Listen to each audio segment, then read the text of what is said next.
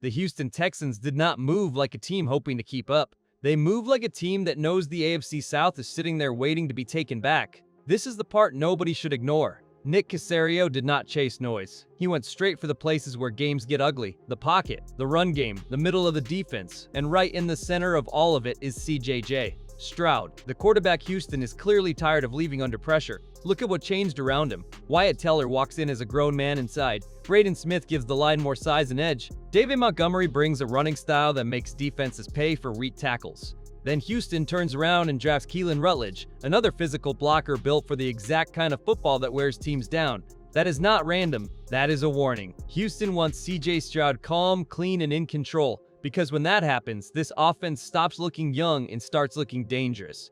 But the offense is only half of the problem.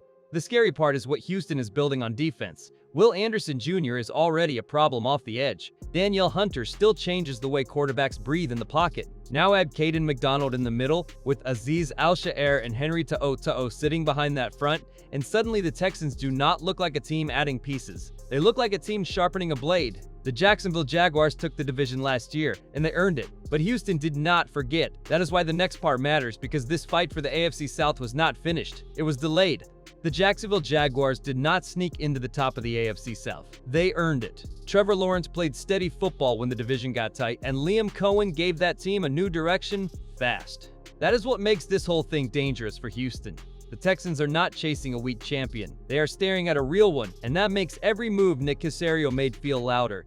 But here's the part that keeps this from being a simple Jaguar story. The Houston Texans were right there. They did not fall apart. They did not drift through the season. They finished one step behind, close enough to feel how painful that gap really was. CJ Stroud knows it. DeMeco Ryans knows it. That kind of loss does not disappear in a locker room. It sits there. It turns into weight. Then it turns into work. And now the division looks like a fight waiting to restart. The Indianapolis Colts still have questions to answer. The Tennessee Titans are trying to climb out of the bottom. The Jaguars hold the crown, but Houston spent the offseason building like a team that wants it back by force.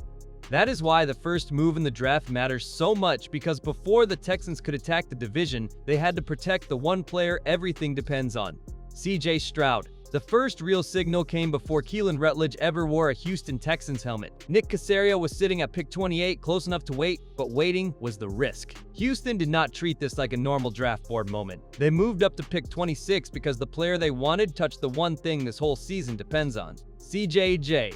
Stroud cannot carry a division fight from his back. He needs room. He needs time. He needs a pocket that does not collapse before the play even starts. That is why Keelan Rutledge matters more than some fans understand. He is not the shiny name casual fans scream about on draft night, and that is exactly the point. Houston wanted a blocker with edge, power, and a mean finish. A guard who could walk into the building and change the mood up front. Rutledge had already been through the kind of fight most players never face, from his long college path to the wreck that nearly changed everything for him.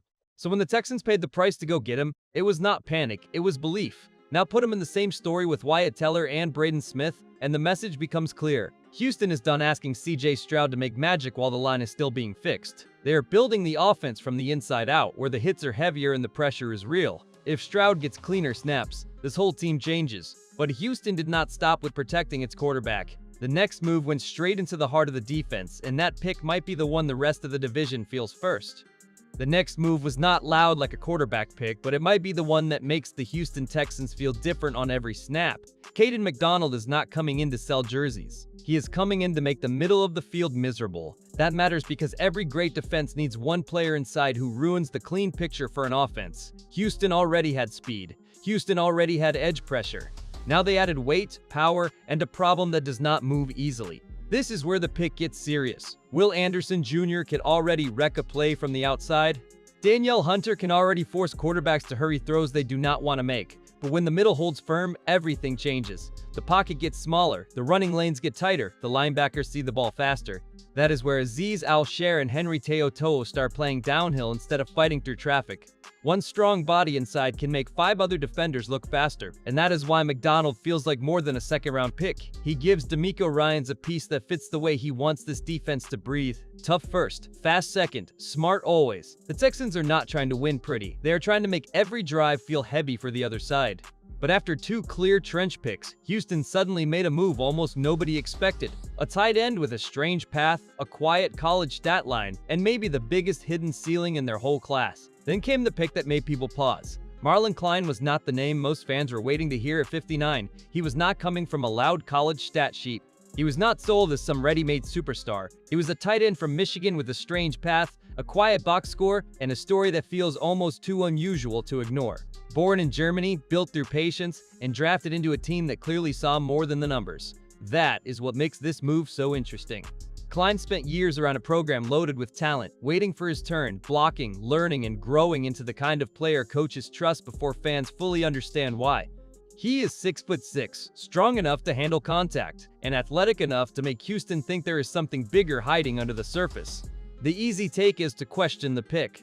The smarter take is to ask why Nick Caserio refused to let him slide. Because Houston does not need Klein to save the offense right away. They already have Dalton Schultz. They already have Foster Moreau. What they needed was a young tight end who can grow behind veterans, help the run game, and give CJ Stroud another big target as the season builds. That is why this pick matters. It is not about today only. It is about what Houston thinks he becomes tomorrow. And once you understand that, the rest of the draft starts looking less like depth and more like a roster being built for a long fight. After the loud picks were gone, the Houston Texans still kept building like every spot mattered. That is where Febechi Nwaiwu enters the story. Another guard, another big body. Another sign that this front office was not done fixing the line. He was not picked to make a splash. He was picked because long seasons expose weak depth, and Houston clearly wanted more protection, more size, and more fight around CJ Stroud before the pressure ever arrives. Then came Wade Woodez, and this is where the draft started to show its second layer. Houston was not only chasing starters. It was chasing useful football players who can survive on special teams, rotate on defense, and grow into real roles. Woodaz brings that linebacker and safety background, which matters in today's game because offenses force defenders to think fast. Then Kamari Ramsey added another flexible piece in the secondary, the kind of defensive back who gives coaches options instead of problems. The final stretch made the class feel complete. Lewis Bond gives the receiver room another steady target after breaking records at Boston College. Aiden Fisher brings leadership and tackling depth from Indiana, and he fits the same theme Houston kept chasing all weekend. Tough players. Smart players. Players who do not need the spotlight to help win games. That is why this class feels deeper than the names at the top. And once you step back, the bigger picture becomes clear. All these picks were built around one mission, making the Texans' offense harder to stop. Now the Houston Texans' offense feels less like a young group searching for answers and more like a unit with a plan. It starts with CJ Stroud because everything in Houston still runs through his arm, his timing, and his calm under pressure. But this time, the help around him looks different. Wyatt Teller, Braden Smith, Keelan Rutledge, and Febechi Nwaiwu give the front a harder edge. Houston is not asking its quarterback to survive chaos anymore. It is trying to give him control before the ball even leaves his hand. The run game changes the feeling too. David Montgomery gives Houston a back who can turn small space into ugly yards, and that matters when the weather gets cold and games slow down.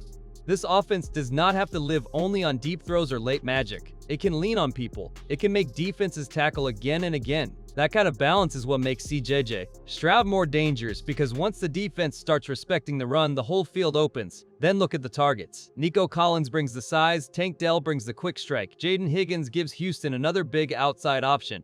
Xavier Hutchinson adds depth. Lewis Bond gives the room another young route runner. At tight end, Dalton Schultz and Foster Moreau give steady veteran help while Marlon Klein grows into his role. Nothing about this looks random. Houston is building layers around Stroud, not excuses. And when the offense starts matching the defense, that is when the AFC South problem becomes much bigger than people think. This is where the whole story comes together. The Houston Texans are not walking into the season as some quiet team hoping the league notices them. They already had enough talent to scare people. Now they have more power up front, more answers around CJ Stroud, and more force on a defense led by DeMeco Ryans. That is why this offseason feels different. Houston did not add pieces for decoration. They added players who fit the kind of games they know they must win. The Jacksonville Jaguars still deserve respect. Trevor Lawrence and Liam Cohen helped make that team the name everyone in the division has to chase. But the Texans' response was serious. Nick Caserio attacked the offensive line with Wyatt Teller, Braden Smith, Keelan Rutledge, and Febechi Nwaiwu. He added David Montgomery to change the run game. Then he gave Will Anderson Jr., Daniel Hunter, Aziz Al-Shaair, and Henry To'o more help with Caden McDonald. That is not a soft answer. That is Houston saying the crown is not staying gone. So here is the line.